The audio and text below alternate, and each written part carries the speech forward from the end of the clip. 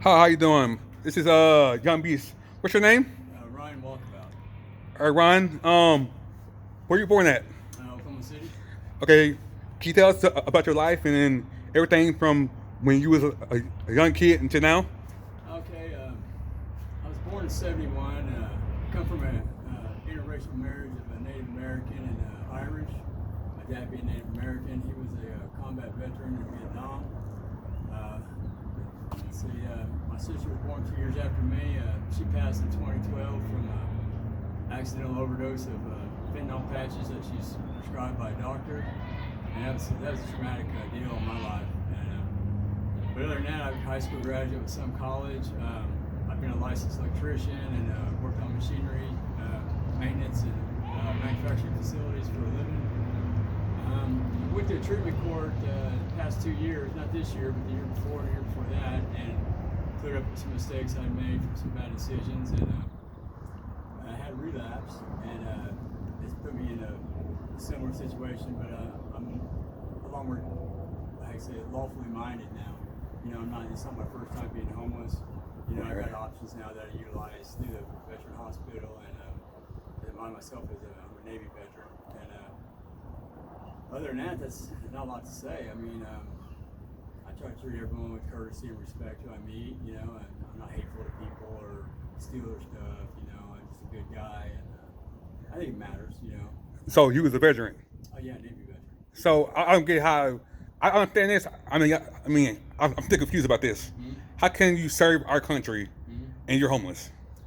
Well, they've made a few options available to me. It's just that the people that have the contract to do that immediate housing thing,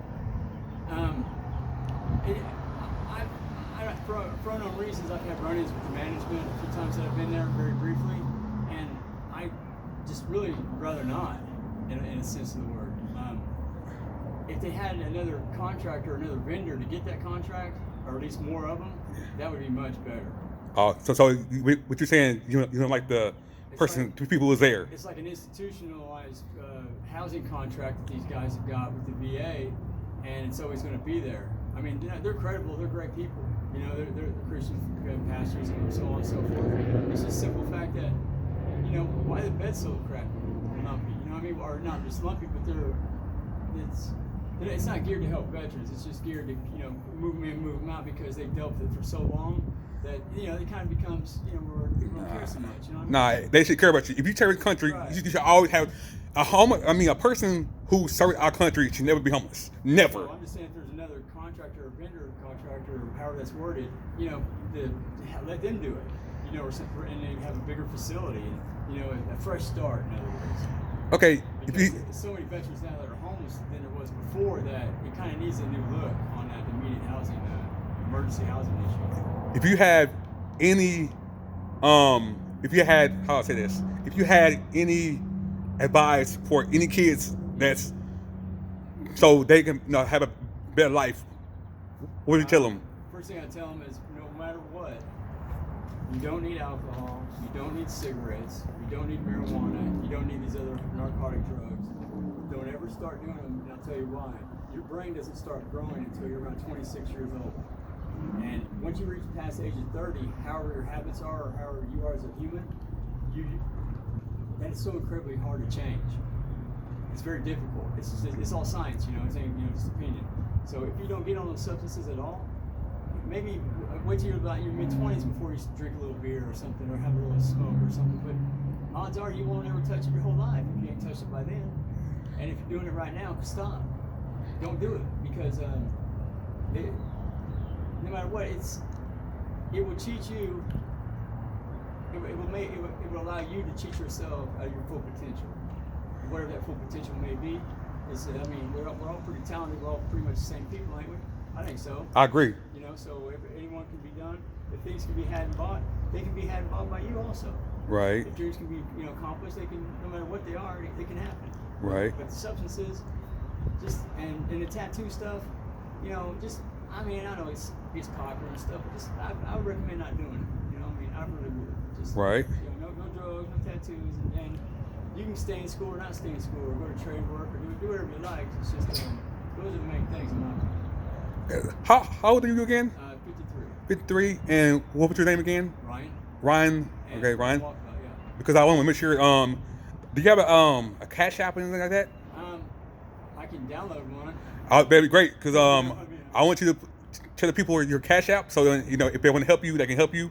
Okay. And then Wow, that's amazing. You know what I mean? That's what I'm start having seen people help, homeless and all that. Because I'm start doing, I'm helping the homeless and stuff like that, and making videos, but also helping them. I mean, and then them helping me. So, what I'm gonna do is I'm gonna give you like one of my cards, Right. and then you can always contact me, whatever, and then everything, Okay, and then maybe in the next couple of weeks, whatever. Hopefully, you can call me, Right. and then we can do like an update of where you at now, from now until then. I mean, so. That'd be great. Let's see what else. So, yeah, that's neat. It's really neat. Do you have anything else that you want to tell us?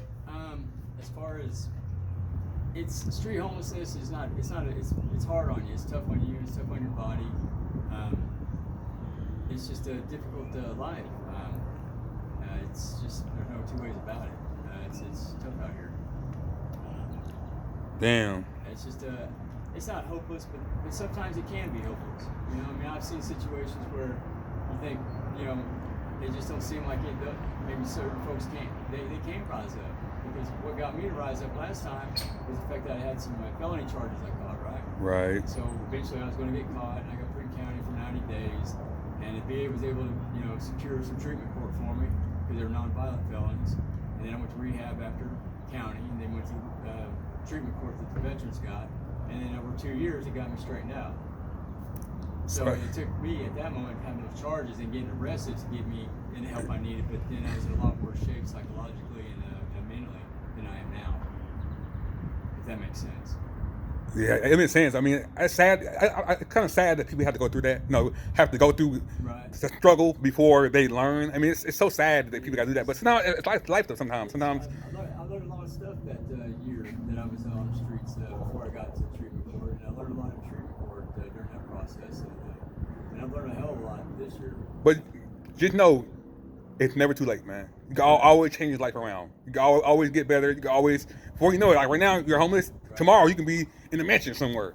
You know what I mean? If it's meant to be, it's going to be. Never give up. Have faith, and you're going to get better, and then you're going to have a better life, and then. The will of the law is always upon us. Yeah, I agree. It's up to him. If that's his plan, then that's what it's playing. Yeah, like it's been time where me personally, I was almost homeless. I mean, and it was scary. Right. It was scary, man. Like, not having nowhere to live. So I kind of know what you're going through, but I don't. But I kind of do. I mean, like, it was like close to being homeless. Right. You know what I mean? But lucky, God blessed me, and I didn't happen. But imagine me being homeless. You know what I mean? That's scary. It's sad. Especially a veteran, a person who served the country should never be homeless. That's a fact. At this point, it's pretty much mastered the fear of loss. Where I fear no loss at all, not even my own life, and that takes time and conditioning for me to accomplish. But I finally mastered that, so now I can really enjoy things better because everything's temporal anyway. Right. So to lose something is it's not the worst thing in the world. It takes away that fear.